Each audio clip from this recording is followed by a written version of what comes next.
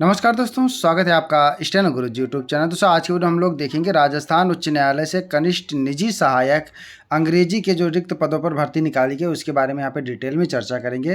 दोस्तों इससे आपको ये अनुमान लगा लेना है कि अभी आपका हिंदी वाला भी वैकेंसी आएगा, यानी हिंदी स्टेनोग्राफर का जो हाई कोर्ट से आने वाला है, तो इसके बाद संभावना बन रही है। ठीक है, तो आप लोग अपनी तैयारी जारी रखिए। ठीक है, वैकेंसी तो आएगी ही, लेट लपेट जब भी आएगी, लेकिन आप अपने से तैयार रखिए। ठीक है, शॉर्ट हैंड की तैयारी रखिए, क्योंकि वहाँ पे रिटन नहीं होता है, सीधा शॉर्ट हैंड होगा, कंप्यूटर टाइपिंग होगा और कंप्यूटर एफिशिएंसी टेस्ट होगा।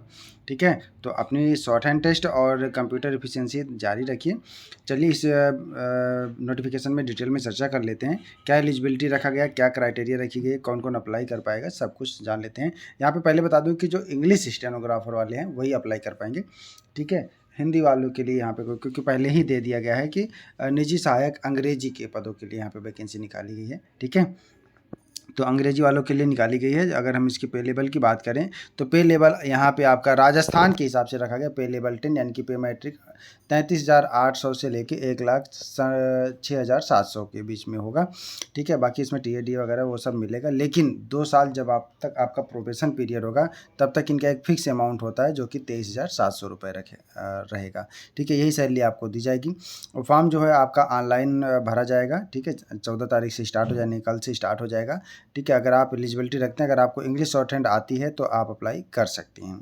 ठीक है, पोस्ट का नाम है जूनियर पर्सनल असिस्टेंट इंग्लिश। ठीक है, जूनियर पर्सनल असिस्टेंट इंग्लिश के लिए यहाँ पे निकाला गया है। तो हिंदी के लिए भी आएगा, तो आप लोग जो हिंदी वाले हैं, हिंदी वाले भी तैयार रहें। ठीक है, आगे यहाँ पे बात करें दोस्तों, तो अगर हम वैकेंसी की बात कर लेते हैं तो वैकेंसी जो है आपका 15 तो यहाँ पे बैकलॉग वैकेंसी, यानी कि जो है ये रिजर्वेशन वाली हैं। ठीक है, बैकलॉग है, और जो वर्तमान वाली वैकेंसी वो 44। तो टोटल वैकेंसी की बात करें हम तो यहाँ पे 59 वैकेंसी है। बाकी यहाँ पे कैटेगरी वाइज दिया गया है किस कैटेगरी में कितनी वैकेंसी रखी गई है। ठीक है, आप इसको देख सकते हैं। तो आप जिस कैटेगरी से हैं उस कैटेगरी में अप्लाई कर सकते हैं। ठीक है, अगर आप अदर स्टेट से हैं तो आप जनरल कैटेगरी में अप्लाई करेंगे। आरक्षण का लाभ केवल राजस्थान के निवासियों को ही दिया जाएगा, इस बात को ध्यान रखिएगा। आगे बढ़ते हैं दोस्तों और देख लेते हैं क्या योग्यता रखा गया है। ठीक है, बाकी यहाँ पे वैरियस प्रमाण पत्र मांगे गए हैं, जो OBC वगैरह हैं, ये सब केवल राजस्थान के निवासियों को ही मान्य होगा। तो अगर राजस्थान से हैं तो उनके लिए सर्टिफिकेट वगैरह ये सब लगाने होंगे। ठीक है, और ये कुछ कंडीशन दिए गए हैं, इनको आप देख लीजिएगा। न्यूनतम शैक्षिक योग्यता की बात करें दोस्तों, तो शैक्षिक योग्यता जो मांगा गया है, आपके पास ग्रेजुएशन होना चाहिए। ठीक है, चाहे आप BA BSc BCom कुछ भी हो, बट ग्रेजुएशन आपके पास होना चाहिए। लास्ट डेट से पहले ग्रेजुएशन अगर आप हो गए हैं तो आप इसके लिए एलिजिबल हैं, और आपके पास बेसिक कंप्यूटर नॉलेज होना चाहिए। ठीक है, बाकी कोई प्रमाण पत्र की ज़रूरत यहाँ पर नहीं है। आपके पास एक बेसिक कंप्यूटर होना चाहिए, चाहे आपके पास RSCIT हो, चाहे आपके पास CCC हो, या जो भी हो, आपके पास कंप्यूटर का जो कोर्स है वो आपके पास होना चाहिए। ठीक है, और फिजिकल फिटनेस तो मान्य होता ही है। बाकी राष्ट्रीयता आपका जो है वो भारतीय होना चाहिए। ठीक है, एज की बात करें दोस्तों, तो एज आपका जो काउंट किया जाएगा 1/1/24 से काउंट किया जाएगा, यानी 1/1/24 तक अगर आप 18 साल के हो रहे हैं और मैक्सिमम 40 साल के हो रहे हैं तो आप इसके लिए एलिजिबल हैं। बाकी कैटेगरी वाइज आपको छूट दिया जाएगा। ठीक है, तो 40 साल के बाद अगर आप छूट चाहते हैं तो आपको छूट तभी दिया जाएगा जब आप राजस्थान के निवासी और कैटेगरी में आते होंगे। ठीक है, यहाँ पे देखिए दिया गया है कि नोट में कि अंतिम बार वर्ष 2019 में कनिष्ठ निजी सहायक के हेतु जारी विज्ञापन में ऊपरी आयु सीमा की गणना 1/1/2020 के आधार पर की गई थी, तथा इस विज्ञापन द्वारा आयोजित की जा रही परीक्षा हेतु आयु सीमा की गणना 1/1/24 के आधार पर की जा रही है। अतः ऐसे आवेदक जो अपनी आयु सीमा की पुष्टि से दिनांक 1/1/2021 और 2022-2023 को उक्त परीक्षा में बैठने हेतु पात्र होते हैं, वे इस परीक्षा हेतु आवेदन करने के लिए ऊपरी आयु सीमा की दृष्टि से पात्र होंगे। ठीक है, अगर आप 2022 में ओवर एज हो रहे हैं या 23 में ओवर एज हो रहे हैं तो भी आप इसके लिए एलिजिबल होंगे, तो आपको यहाँ पे परेशान होने की ज़रूरत नहीं है। ठीक है, चाहे आप जनरल कैटेगरी से हैं या चाहे जिस कैटेगरी से हों। ठीक है, बाकी आपको वो एक कैरेक्टर सर्टिफिकेट लाना होगा, जो भी आपके बन जाएगा। यहाँ पे दिया गया है 3 ऑप्शन दिए गए, 2 ऑप्शन दिए गए हैं, वहाँ से आप बनवा सकते हैं। वो बाद में लगेगा, डॉक्यूमेंट वेरिफिकेशन के समय लगेगा।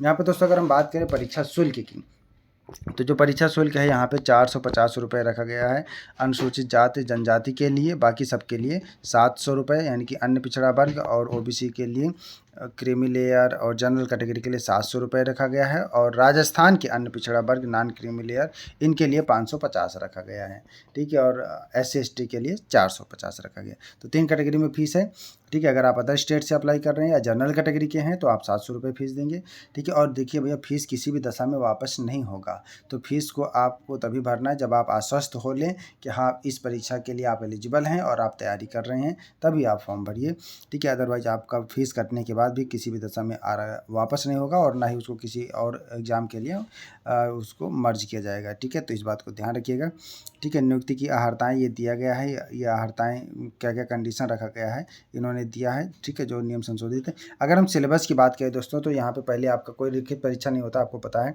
ठीक है। सीधा इंग्लिश शॉर्ट हैंड टेस्ट होगा, 8 मिनट का डिक्टेशन होगा, 90 की स्पीड से बोला जाएगा। 8 मिनट का डिक्टेशन 90 की स्पीड से बोला जाएगा। ट्रांसक्राइब करने के लिए 60 मिनट का समय दिया जाएगा, और 50% मार्क्स यहाँ पे 50 मार्क्स के होंगे, ठीक है। 50 नंबर के रहेंगे, तो 50 नंबर में से आपको लाना पड़ेगा, ठीक है। गलती कैसे किया जाएगा यहाँ पे दिया गया है, कैसे आपकी क्राइटेरिया निर्धारित की जाएगी, ठीक है। तो यहाँ पे देखिए, शॉर्ट हैंड टेस्ट के लिए असेसमेंट टेस्ट ये बुलाया जाएगा आपका, और यहाँ पे मूल्यांकन की विधि दिया गया है, कैसे आपका निकालेंगे, स्पीड कैसे निकालेंगे, एक्चुअल करेक्ट वर्ड टाइप, जितना आपने करेक्ट वर्ड टाइप किया है, प्लस 5% मिस्टेक जो आपका लेस करेंगे ये, और उसके बाद ड्यूरेशन जो 8 मिनट होगा, इस तरह से निकालेंगे, और मार्क्स भी ऐसे निकालेंगे, एक्चुअल करेक्ट वर्ड जो आपने टाइप किया है और 50 मार्क्स से उसको गुणा करके टोटल जो है आपका डिक्टेटेड वर्ड, यानी कि 8 जितने भी शब्द 8 मिनट में बोले गए थे उस शब्द से भाग दे देंगे, तो जितने आपके बन रहे थे उतने नंबर आपको मिल जाएंगे। इस तरह से निकाला जाएगा, ठीक है। ऐसा नहीं कि अगर आपका 6% मिस्टेक हो गया तो आप बाहर हो जाएंगे, ऐसा नहीं है। यहाँ पे नंबर तभी मिलेगा आपको, ठीक है। बस आपको कम से कम गलती करना है ताकि आप फाइनल मेरिट में आ सकें।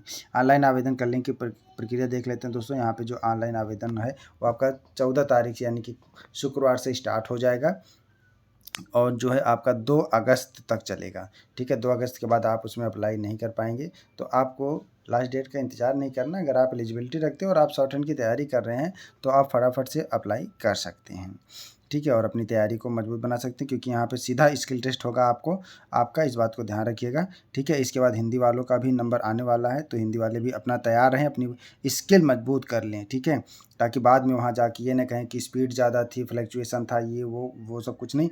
आप वहाँ पे अगर 90 बोलते हैं तो आप 110 की तैयारी करके जाइए, कितना भी फ्लक्चुएट करेंगे आप तैयार रहिए, ठीक है। फीस आप CSC सेंटर से भी कटवा सकते हैं, net banking, credit card, debit card से भी आप जमा कर सकते हैं, जैसे आपको आसान लगे आप कर सकते हैं, ठीक है। आवेदन आप खुद भी कर सकते हैं, साइबर कैफे पे भी करा सकते हैं, या CSC सेंटर या जो कोयोस के माध्यम से होता है वहाँ से भी करा सकते हैं, जैसे आपको आसान लगे वैसे कर सकते हैं, ठीक है। आवेदन संबंधित महत्वपूर्ण निर्देश यहाँ पे दिए गए, क्या क्या चीज़ें आपको ध्यान रखना है। आवेदन पत्र में भरी गई श्रेणी कैटेगरी, ठीक है, जिस कैटेगरी में आप अप्लाई करेंगे उसी कैटेगरी में आपको आरक्षण के लिए भी विचार किया जाएगा, उसी कैटेगरी में आपकी वैकेंसी के लिए भी विचार किया जाएगा, ठीक है। अगर आप अदर कैटेगरी से हैं, अगर आप फीस के अलावा और कोई आरक्षण ले रहे हैं तो आपको उसी कैटेगरी में कंसिडर किया जाएगा, इस बात को ध्यान रखिएगा, ठीक है। बाकी यहाँ पे हिंदी में दिया गया है, ज़्यादा कुछ नहीं, 8 पेज का नोटिफिकेशन है, आराम से एक पॉइंट पढ़ लीजिए, उसके बाद आश्वस्त हो लीजिए कि हाँ, आप एलिजिबल हैं, आप पूरी क्राइटेरिया फुलफ़िल करते हैं, फिर आप अप्लाई कर दीजिए, ठीक है। तैयारी कर रहे हैं तो तैयारी में लग जाइए, ठीक है। बाकी यहाँ पे परीक्षा का स्थान, माह एवं दिनांक देखिए, राजस्थान उच्च न्यायालय द्वारा 25 अगस्त से 10 सितंबर के मध्य आयोजित किए जाने की संभावना है, ठीक है। यहाँ पे देखिए टेंटेटिव डेट भी दे दिया गया है, 25 अगस्त से 10 सितंबर के बीच में आपका रहेगा। बाकी जो परीक्षा का कार्यक्रम होगा वो राजस्थान पे होगा, वो ऑफिशियल वेबसाइट पे आपको मिल जाएगा। बाकी अगर आपने चैनल को सब्सक्राइब किया हो तो हम अपडेट आपको देते रहते हैं। एडमिट कार्ड भी आपको ऑनलाइन ही होगा, ठीक है, फिजिकली नहीं भेजा जाएगा, ऑनलाइन ही डाउनलोड करना होगा। और अगर आप पहले से किसी जॉब में हैं तो आप अपने डिपार्टमेंट को इंटीमेट करके आप अप्लाई करेंगे, ताकि DB के समय, डॉक्यूमेंट वेरिफिकेशन के समय आपको जो है NOC मिल जाए, ठीक है, नो ऑब्जेक्शन सर्टिफिकेट मिल जाए, वहाँ पे कोई दिक्कत ना आए। बाकी कुछ इंपॉर्टेंट निर्देश दिए गए हैं, ठीक है, यानी कि जो आपका डॉक्यूमेंट वेरिफिकेशन होगा तो आपको मूल दस्तावेज लाना पड़ेगा, ठीक है, सारे मूल दस्तावेज प्रस्तुत करना पड़ेगा जो आपने फॉर्म भरते समय दिए हैं। बाकी परीक्षा के अंतर्गत जो भी निर्देश है, कोई इलेक्ट्रॉनिक गैजेट वगैरह ये सब नहीं चलेगा, ठीक है। बाकी सब प्रतिबंधित वही रहेंगे। और हेल्पलाइन नंबर दिया गया, अगर इसमें ज़रूरत पड़े तो हेल्पलाइन नंबर पे कांटेक्ट कर सकते हैं। आई होप कि वीडियो आपको समझ में आ गया होगा। तो भैया इंग्लिश वाले जितने हैं वो अप्लाई कर दें, ठीक है, अगर शॉर्ट हैंड की तैयारी कर रहे हैं, और जितने हिंदी वाले हैं वो अपनी तैयारी और मजबूत कर लें, ठीक है, इसके बाद उनका भी नंबर आने वाला है, ठीक है। तो वीडियो को पूरा देखने के लिए बहुत बहुत धन्यवाद। मिलते हैं नेक्स्ट वीडियो में नई जानकारी के साथ, तब तक के लिए बाय। Thanks for watching. जय हिंद, जय भारत।